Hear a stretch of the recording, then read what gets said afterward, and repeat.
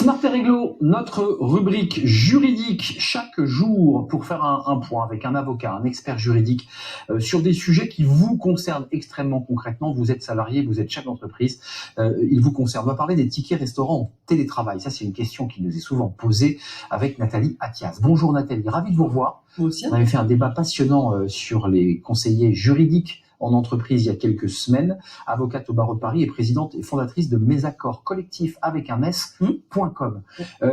Ça paraît un peu anodin tout ça de parler du ticket restaurant qui d'ailleurs souvent la plupart du temps est une carte. Les tickets ont un peu disparu. C'est un sujet de conflit cette question du ticket restaurant, c'est-à-dire le midi je suis chez moi, comment je fais patron pour me nourrir?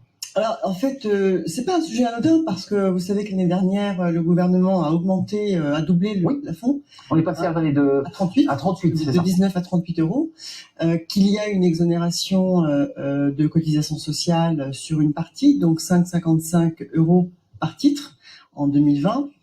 Et puis, justement, dans l'encouragement du pouvoir d'achat, il est permis aux salariés qui ont des tickets restaurants de pouvoir les utiliser même le samedi et dimanche et en dehors de leur activité professionnelle. Et même faire leurs courses, des courses alimentaires. Voilà, exactement. Donc c'est pas neutre, c'est un élément. Vous dites c'est un élément de pouvoir d'achat en plus, quoi. Exactement. C'est un élément du pouvoir d'achat. Donc c'est vraiment pas neutre. C'était pour répondre à votre interpellation. Donc c'est quoi le principe? Le principe d'abord, c'est que, faut peut-être le rappeler aux auditeurs.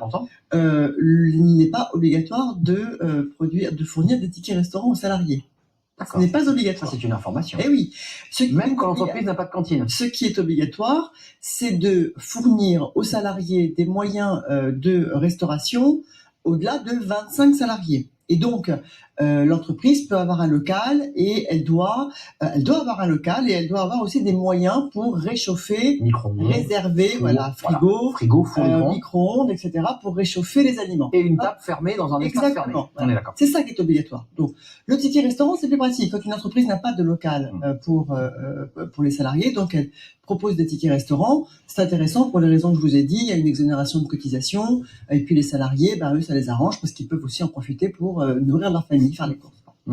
Et donc, le principe qui est celui du Code du travail, article L1222-11 du Code du travail, il y a une égalité de traitement entre les salariés qui travaillent sur site et les télétravailleurs. C'est le principe. Donc, c'est normal, à travail égal, salaire égal, pas de disparité. Ils reçoivent le même volume. Exactement. Donc, un salarié qui travaille à domicile sur site a ses tickets restaurants, mais le télétravailleur aussi à ces tickets restaurants. Et d'ailleurs, dans les QR Covid l'année dernière, le gouvernement insistait bien sur le fait que les télétravailleurs devaient continuer à avoir leur ticket restaurant. Et puis on arrive à cette décision qui est récente, elle date de la semaine dernière, du 10 mars 2021, du tribunal judiciaire de Nanterre. Donc ça concerne quoi? Ça concerne une entreprise, pour ne pas la citer, Malakoff Humanis, c'est public, donc on peut le dire. Malakoff Humanis qui ne distribue plus de tickets restaurants depuis le 17 mars 2020. Et donc, évidemment, la décision, le sujet a été contesté devant le tribunal judiciaire. Et le tribunal judiciaire a considéré que les salariés qui étaient en télétravail n'avaient pas de surcoût de restauration puisqu'ils n'étaient pas en dehors de leur domicile. Donc aujourd'hui, on a clairement une décision qui vient dire que le statut du télétravailleur et le statut du salarié sur site, on n'est pas obligé d'avoir une situation égalitaire et qu'on peut avoir une disparité de traitement. Donc, en un mot, il donne raison à Malakoff Humanis qui dit, mais on n'a pas à verser un ticket. Exactement, puisque le salarié est chez lui, grosso modo, il n'a pas de surcoût de restauration puisqu'il travaille pas et puisqu'il ne mange pas en dehors de son domicile. Mais ça va faire des émules cette affaire. Alors on avait déjà admis, la jurisprudence avait déjà admis la possibilité de déroger à la disparité de traitement. En 2018, la Cour d'appel de Riom avait dit que on pouvait ne pas avoir la même situation à la condition, comme pour toutes les dérogations à la disparité de traitement, de disposer de conditions objectives. C'est-à-dire, par exemple, le lieu de travail est trop éloigné du domicile, donc là, le salarié ne peut pas rentrer chez lui, il a besoin d'avoir des tickets restaurants. Et donc, c'était possible. Mais là, ça va beaucoup plus loin. On les donne plus. C'est la première fois. C'est un gain. C'est quoi la stratégie pour Malakoff? C'est la première fois. Évidemment, c'est un gain. On est d'accord. Oui, évidemment, c'est un gain parce que c'est quand même une contribution à lourde, à moitié. Dans le ticket restaurant, l'employeur finance 50%, Bah oui. 50 à 60% du ticket restaurant, des frais de repas. Mais en tout cas, c'est la première fois qu'on va aussi loin dans une situation de télétravail liée au Covid.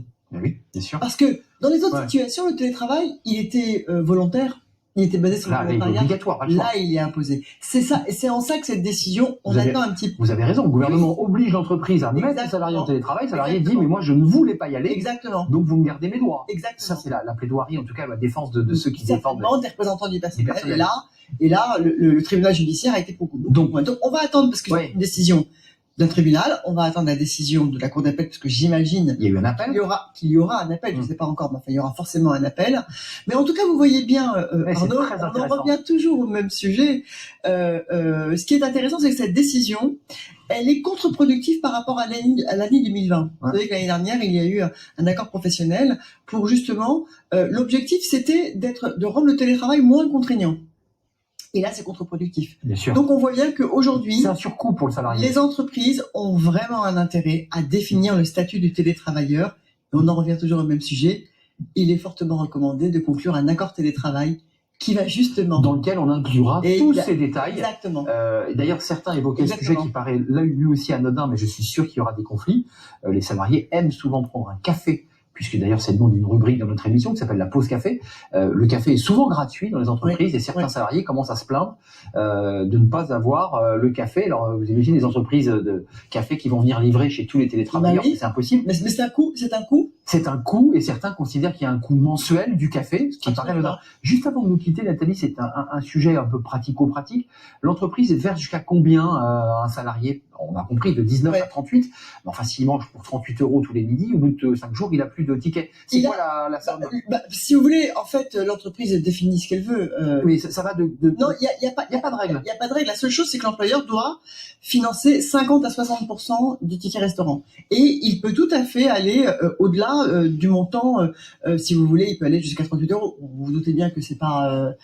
c'est pas obligatoire le ticket restaurant, donc là on est vraiment dans la négociation. Donc en fait on peut recevoir par mois 300 € pour ses repas ou 150. Alors ça dépend, après ça dépend évidemment des catégories. Oui.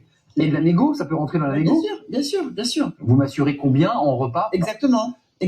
Et ça, après, l'entreprise, elle va jusque là où elle veut, parce que c'est un vrai avantage pour les salariés, et en même temps aussi une possibilité pour eux de pouvoir en bénéficier dans leur vie personnelle. Le ticket resto n'est pas un petit sujet. Non. C'est un sujet. Un vrai sujet. C'est voilà, le diable se cache dans les détails. C'est une porte d'entrée vers le statut du télétravailleur. Exactement. Ça fait partie de son statut. Nathalie Attias, c'était un plaisir. Avocate au barreau de Paris, présidente fondatrice de Mesaccords Collectifs. À très bientôt, Nathalie. On fait une pause café, tiens, ça tombe très bien. On va prendre un petit café avec Fanny.